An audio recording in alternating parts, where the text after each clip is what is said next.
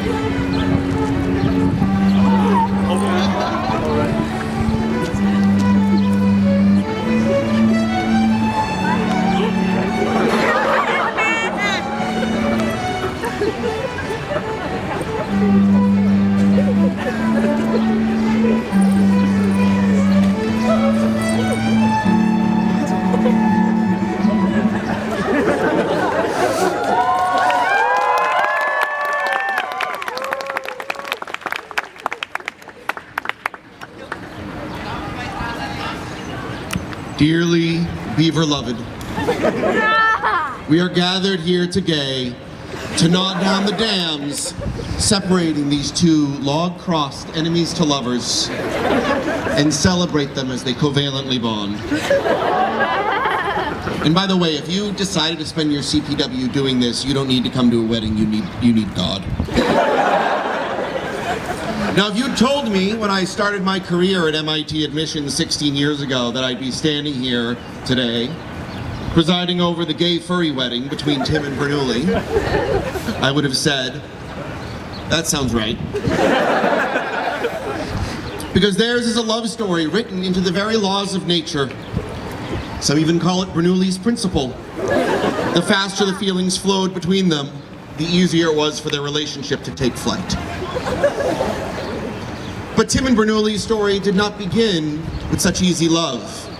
It began, as all great yaoi does, with a heated rivalry. With two beavers who couldn't stand each other, but were nonetheless drawn together by magnets in the lecture hall, in the library, or the sailing pavilion, and thought about each word they would exchange for the rest of the day, feeling like they'd been punched in the stomach. Like the time Tim got 100 on an exam and Bernoulli got a 99, and Tim said, "You got 99 because that's all you could get. I got 100 because that's all there was to get." And Bernoulli got so heated he could barely stand it, Until later, Tim shyly asked for help on a piece set, and that heat morphed into something less like rage and more like he accidentally swallowed an eel. Now, it wasn't an obvious match at first. There was, of course, the problematic 22-year age gap. But according to vampire logic on Tumblr, the difference in decades disappears when you're both more than 130 years old. And beyond that, Tim thought Bernoulli was uptight, and Bernoulli thought Tim was reckless. Tim said Bernoulli couldn't start a project without a 12-page plan, and Bernoulli said Tim could never finish one period. They were both right. That was the problem, but it was also the solution.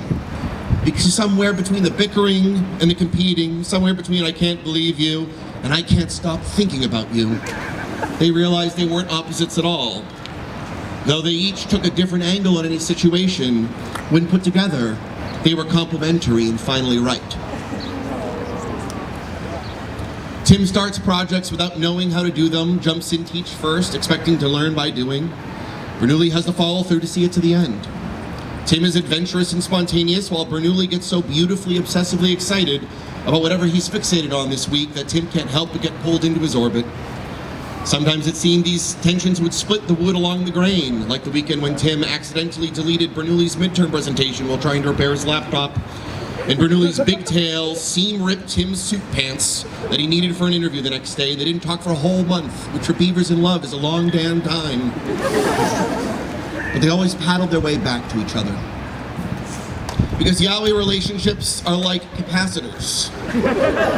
They store energy between two plates that never quite touch, holding and holding and holding the tension until finally they discharge, and that power is a special sight to see. And so we will come to our vows. Please note that because mascots cannot talk, they will respond with nods, but they still mean them. Tim, do you take Bernoulli to be your lawfully wedded beaver, to lodge and to hold, to cherish in hyperfixation and burnout, to never again touch his laptop without express written permission, and to keep building things you don't know how to build, trusting that he will be there to help you finish them until the heat death of the universe? Great. Bernoulli, this is horrifying. Do you take Tim to be your lawfully wedded beaver, to lodge and to hold, to follow in every reckless adventure, to accept that some amount of brain rot is now a permanent feature of your life, and to keep charging forward even when the current between you gets dangerously high, trusting that what you built together can hold until the heat death of the universe? Excellent.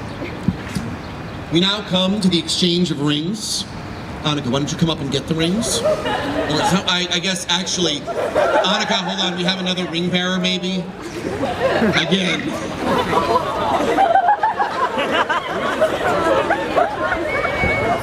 Oh boy.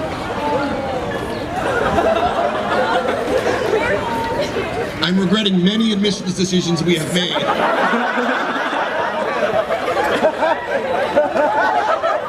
I think I can still rescind you.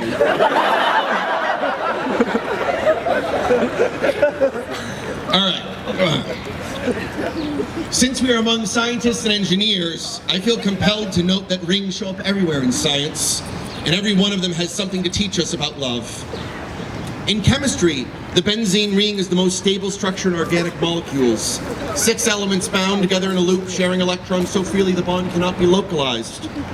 Chemists call this resonance, the synchronicity that two entities share when their connection runs so deep across space and time. You need help? Okay, we're good. In mathematics, a ring is an algebraic structure with 2 operations that work together. Addition and multiplication, distinct but complementary. One builds, the other scales. Separately, they're useful. Together, they can form a system complete to construct almost everything.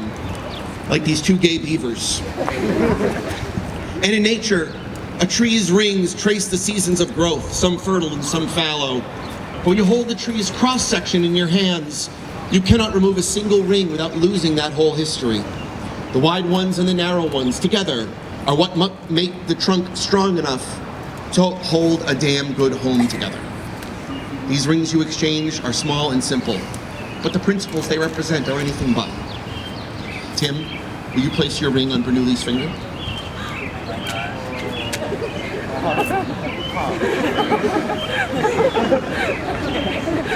Can you do your best?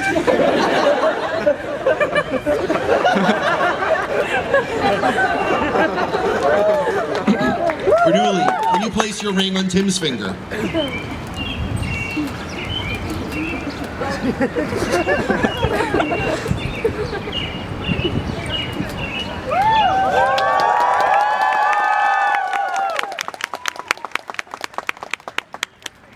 By the power vested in me by the Commonwealth of Massachusetts, I am ordained. This is the 6th wedding I've officiated. The DeFlores Fund for Humor and the mysteriously powerful twinned universal forces of electromagnetism and Yowie that have pulled these two together, I now pronounce you Beaver and Beaver. You may kiss the bride. You're kind of both the bride. Why don't you just figure it out?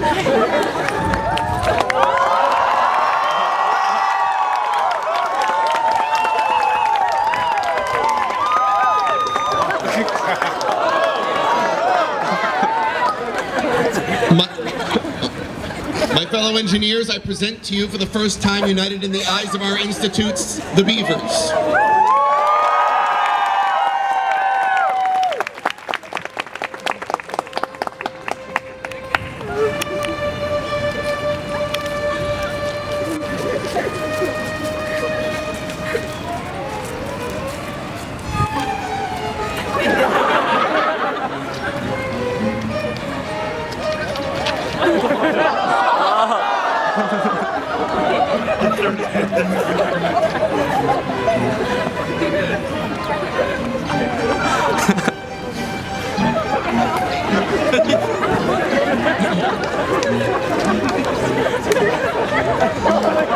I don't think we're doing a bit. I think they need help. Someone help.